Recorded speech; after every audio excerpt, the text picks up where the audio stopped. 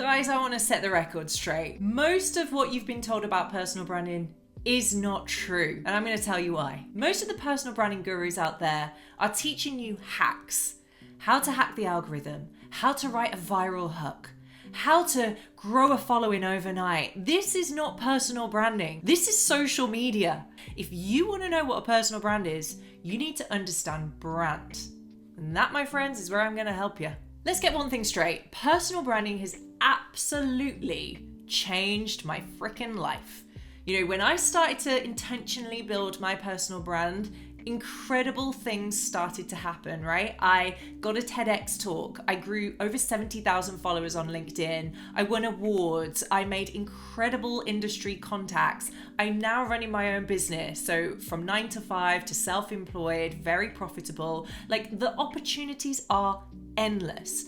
But I'm going to tell you that I understood brand from the start because I've worked in brands, really great brands like Gymshark, and I understand what it takes to build a great brand. Therefore, I kind of knew how to apply that knowledge to build a personal brand. So today I'm going to teach you my 3-step framework to building a personal brand. This is stuff that I have learned from working at brands like Gymshark and Lounge Underwear. I also teach this framework in the workshops I do about personal branding, so you're getting a little insight into that. So my framework involves 3 C's. Really easy to remember because I'm a brand girl. So it's core, community, and then content. So first of all, it's core. What I mean by this, think of like an apple core, right? What's right within you? What's your story? What's your soul? This is really important. I love the word soul. When you look at brands that are very successful, you've got your Gymshark, your Nike, your Apple, Disney, I don't know, Netflix. These brands all mastered the art of soul. They almost offer an emotional olive branch out to people, giving us something to grab onto, a story that we can connect with, something that we can find relatable to say, oh, I see myself in that brand. Therefore, I love it. I want to associate with it, right? So this is an amazing way to think of your personal brand. If you haven't done the groundwork about your core story, your origin story, who you are as a person, if you skip that, you're not going to end up with the right people, the right opportunities, the right outcome of building your personal brand. I may even argue you don't end up with an outcome at all, right? So to find your core, you really need to have a little think about a few things. So first of all, you want to have a little think about your passion. And when I say passion, don't worry about thinking in life, what do I love? I don't know what I love. Oh my God, this is so stressful. What do you enjoy, right? Like when you get out of bed in the morning, what would your like fun day be? How would you spend that day? What hobbies, what interests, what magazines, what games, what TV, what movies, like what do you enjoy in life? Just have a think, like brainstorm a few things that you enjoy. See if you can find some common factors between those things. Some people might like know really quickly, oh, I enjoy dance. Dance is my thing. Or I enjoy filmmaking. The other thing you need to think about is your profession. When I say profession, it could be just skills you have or things you're quite good at. So if you're like really technically minded, write that down. If you are super creative, brilliant at art and drawing and singing and dancing, like write that down. If you are really good at communicating, or you're a people person, or you're like perfect at socializing, write that down. Anything at all in life that you're good at, that people tell you, oh, you're so good at that thing, write it down. The third thing I want you to think about is your mission. And when I say mission, I don't want you to think you've got to save the world. But I do want you to think about what impact you want to have. Like, what's your footprint here in life? It's not got to be like you're saving the whole of humanity, because that is a great mission, but also a little bit overwhelming. Just think of a few things that you would love to do that could help other people, not just yourself. So for me, I just love inspiring people, motivating them. I love to be a role model. I love to help people feel that they can achieve so much more in their life. That's an amazing mission for me. If I can share that with other people, I genuinely get the warm and fuzzies. So if I rephrase it, mission/warm and fuzzies. What gives you the warm and fuzzies? The thing about your core is it's not always an easy task. It can feel quite emotional, feels a bit like therapy. It's not as fun as just going viral on the internet overnight, but it really is like some deep, great work. If when we work for brands, so your Nikes, your Adidas, your Netflix, whatever it is, if they skip that step of trying to dig into their core, or even if they don't even think about why they started this business in the first place, like who they wanted to help, what they enjoy, what they're good at, it really makes their story very, very muddy, and then they become part of trends rather than setting the trends. And that's the risk of skipping this step.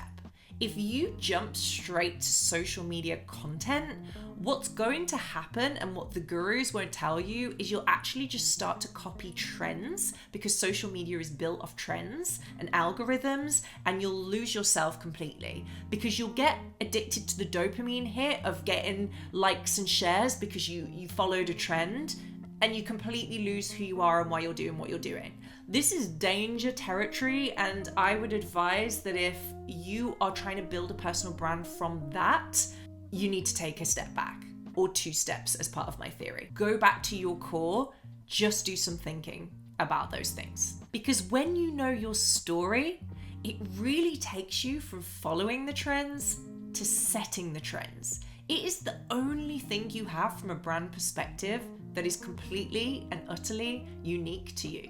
Step 2, community. Now, I'm a little bit frustrated because community in the brand world has become a huge buzzword. I think some brands started to nail community and then everyone else jumped on it, like diversity and inclusion. And now we just have a load of brands that claim they do community when actually they don't at all. But it still remains a very important point, and if you can do it properly, you are absolutely onto a whim. The reason I think community is so important for your personal brand is because so many people I speak to want to build a personal brand. They know their story and they know kind of the audience they want to connect with, but they're actually really scared to put themselves out there and to jump straight on social media and to give themselves a platform. They feel really intimidated by that. I totally get it. Social media is a scary place. Networking events can be a scary place. The world is a scary place. I get it. It is, especially when you're opening yourself up, like your authentic story. You kind of fear the rejection, or like, what if nobody responds to it? Or what if people criticize it? And then I feel awful about myself. My advice to you through the community step is to almost soft launch your personal brand. And what I mean by that is give first, get later. This is my all-time favorite quote for personal branding because I've seen the rewards of doing this and it compounds. It is all about connections. It is all about who you know as well as what you know. And the only way to nurture an amazing community of people that support and advocate for your personal brand and get you from A to B is to really, really put yourself in the rooms of those people by giving them things, adding value, connecting them, helping them. A few examples for that could simply be, when you go on social media, finding people that you want to be associated with professionally and for your personal brand, and liking, engaging, and encouraging what they're doing. So if they run an event, why don't you see if you can go and support them, or just comment and like on their post when they summarize their event? If they are creating a new project, encourage it, celebrate it, congratulate them. If you're at work and you just want to build your personal brand within the business you work for, are you encouraging your colleagues? Are you celebrating them? Are you giving them a platform? You don't need to be doing this online. These are actions that you can take in your day-to-day life just by showing up and being a supportive human to other people. Especially if you do it in a strategic way, which means you are identifying people that you want to be associated with in your community and you are uplifting them. You will get that reward back, because what tends to happen is people want to help people that they like. So if you give, when you may need help or a platform or a connection later on, they're going to want to help you because you help them. Other ways that you can build community are by mentoring, and you can just offer to mentor someone that's a few steps behind you. Ultimately, remember, when you earn people's trust, that is the foundation of a beautiful personal brand. My third step in the 3 C's is now content. Because I believe that when you have considered your core, your origin story, and then you start to soft launch through your community, then you have enough information and confidence to create social media content. And the way I see social media and content is a platform for the message that I know I want to send. I have to caveat here. Firstly, I'm not going to teach you how to trick the algorithm or beat the algorithm because I don't believe in that. I believe in building genuinely and doing it over the long term. So you're either on board with that or you're not. Your content is an extension of who you are. And once you have an idea of that, creating content becomes so much easier because if I'm honest, the main thing that people say to me is, oh, I don't know what to post about. It's because you haven't thought about your core and you don't know what your story is and you don't know what message you're trying to send. You don't struggle to think of ideas of social media content when you have already identified your core. I will say to you that a lot of people may not have fully fleshed out their core before they start posting content, and that's okay because there's a real trick to iteration in personal branding. So you don't have to have perfection to start with. You can start posting content, get feedback, and then build on that. And then you get in this really beautiful loop of, I think I know who I am. These people have reaffirmed that. Now I'm even more confident. Now I can build or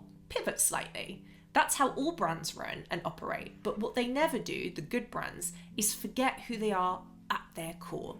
Listening to your audience is the perfect way to create social media content.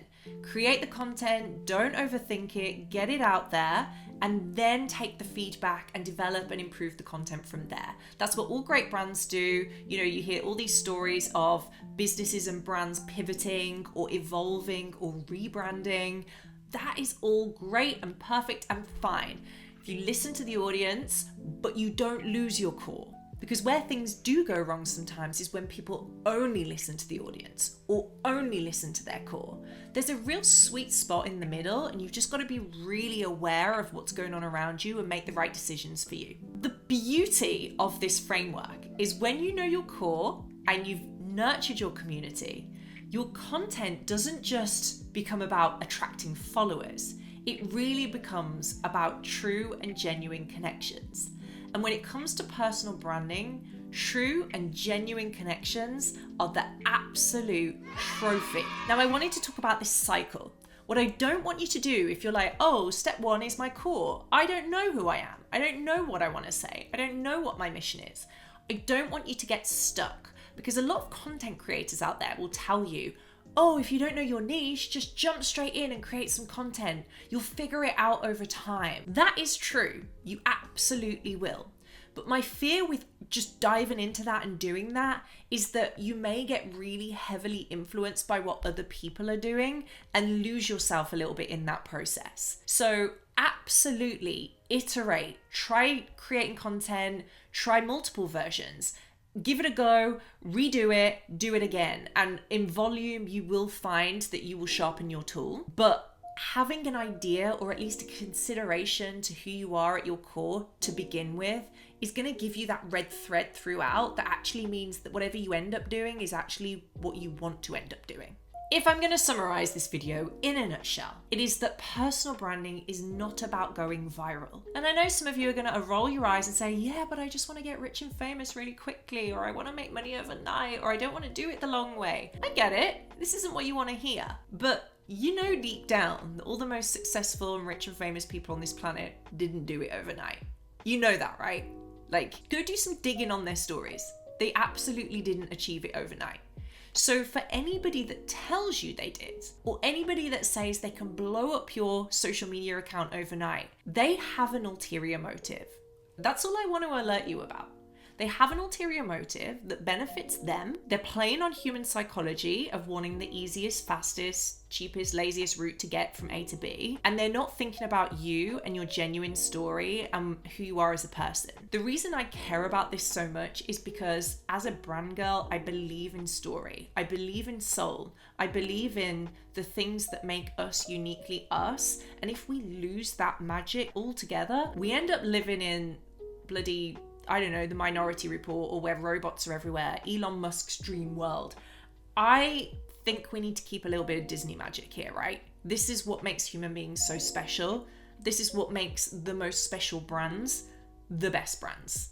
When you focus on your core, community and then content, and you're open to that iterative cycle where you keep working through them again and again, this will not only make your personal brand very distinct, but it will make it undeniably powerful. If you have any questions about personal branding, please drop them in the comments. I'm super happy to get back to you. And if you want more videos like this, please like and subscribe, and I will keep creating them.